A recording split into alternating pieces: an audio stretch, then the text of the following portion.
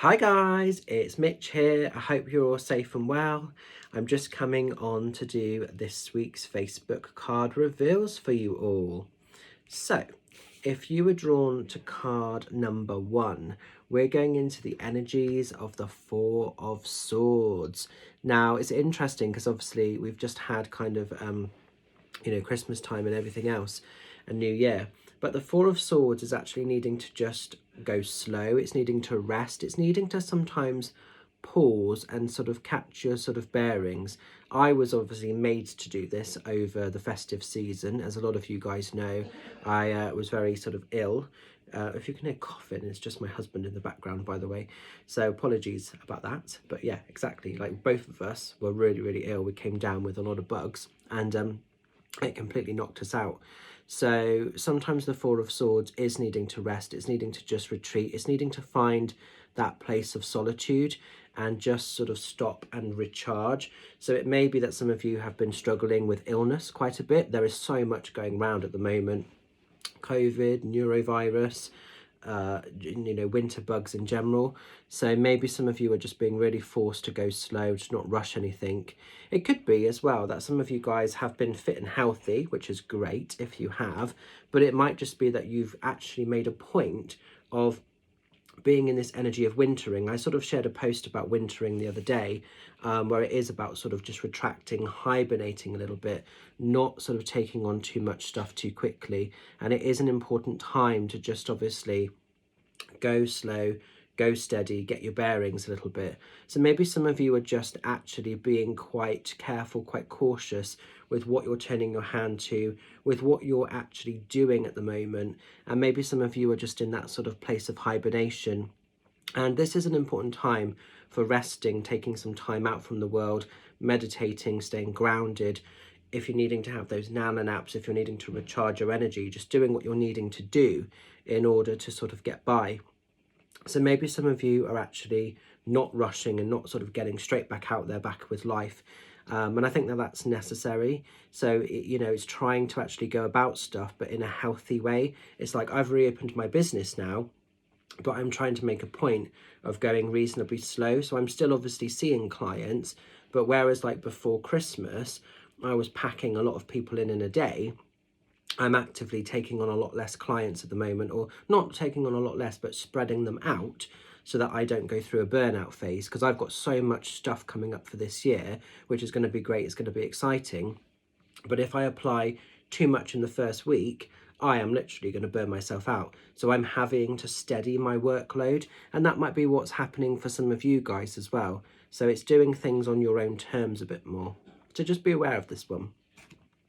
Now then, as we're moving into card number 2, we're going into the energies of the Emperor. The Emperor is interesting. There's sort of this kind of owl kind of energy here. The Emperor is the father figure of the tarot, but also it's being that natural born leader. It's having to sort of lead from the front.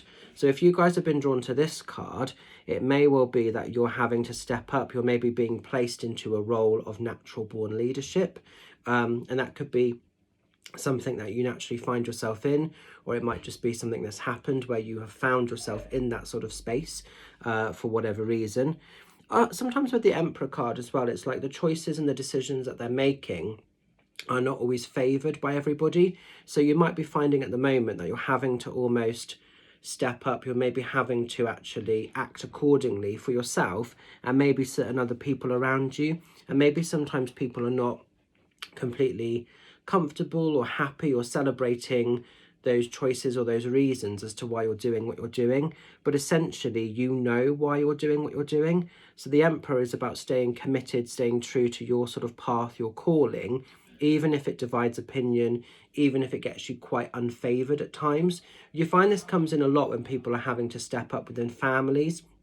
So maybe where there's been turnarounds of change around family situations, sometimes when we've lost a loved one and maybe other family members are having to step up and everything else, or if there's been like an increase in care, sometimes it comes about then. I'm not saying always, but sometimes. But this Emperor card is definitely about you stepping up, knowing what you need to do, and being quite unapologetic, so that you're doing things from that heart-centered space, you're doing things for the right reasons.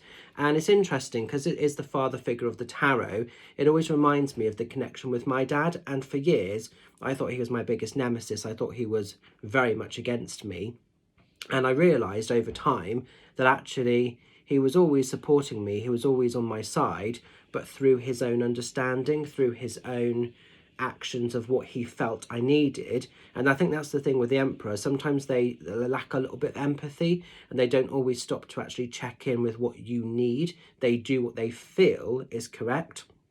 So maybe there's been some of that going on for some of you guys as well, or maybe you felt that, because that's something I've really noticed in recent times. I've realised that my dad was always very supportive of me, but he didn't necessarily understand me fully, and so he probably found it quite hard to support me in the way that I needed to be supported. So this is why sometimes there's this miscommunication, and sometimes the Emperor becomes quite unfavoured. And for years, I really hated and resented my dad, and that probably sounds a very negative and quite, abrupt thing to say, but we clashed a lot. And it's only been in later years that we've got a real understanding and a real appreciation of where we sit with each other. And maybe hate is probably too hard, because I've always loved my dad, but I think also he was always my biggest nemesis, like I say at times, but actually he never was. That was just what I thought. So there's some of that going on as well, a little bit here as well, maybe. So it's interesting. So as we're sort of moving forward then, we're going into the energies of card number 3, which takes us into the energy of the Fool. So when the Fool shows in tarot, this is the point between points. This is the optimism, this is the excitement of the future, but it's also the realness and the realizations of what have taken place and what have happened within the past. The Fool is very carefree, very optimistic, and just being guided by the here and now, trying to really focus on living in the moment. So not putting too much pressures, not putting too many anxieties upon yourself. It's actually really important, if you've been drawn to this card, to just go with the flow, to take each day at a time, each day as it comes, and know that if you can get through a day, if you can take something positive from that day, then you're doing it. You're living, you're creating your best life for yourself. And the Fool, like I say, has that appreciation of the past, but they're not being a victim to the set of circumstances. They have a real awareness of what could become of the future, but they're not trying to sort of plan the next 5, 6, 7 years. They're just rolling with the energy. So like I say, it's being really blessed by the universe. It's being really blessed by that breath of life and where you find yourself within the world. So it's often a card of seen as the point between points. So have fun. Don't take life too seriously. The Fool is very carefree, very playful, and just finds beauty in quite a chaotic world. So if you can take sort of a piece of beauty, or if you can take a piece of like really lovely energy from the way the world is at the moment, and that's a bonus. So I hope you can make sense of that one. So going to leave these cards with you. Stay safe, stay well, stay fabulous. Thank you so much for all those lovelies that are connecting with me on Zoom and Facebook video chat at the moment.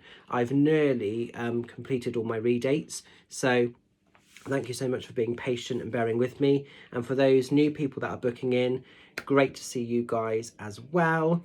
Just a reminder that this coming Sunday, you can catch me at the Papyrus charity event, which is being run by Mel from Little Treats of Teen. Tickets are £11. And if you want to be involved in that, go and talk to Mel and she can get you booked on. There's going to be different readers throughout the day. All the money raised is going to be going to Papyrus Suicide Prevention Charity. My slot is at 2:30 and it's going to be a cool one. So I'll leave it with you guys. Have fun, look after yourselves, and I will see you very soon. Take care, love and blessings. Bye for now.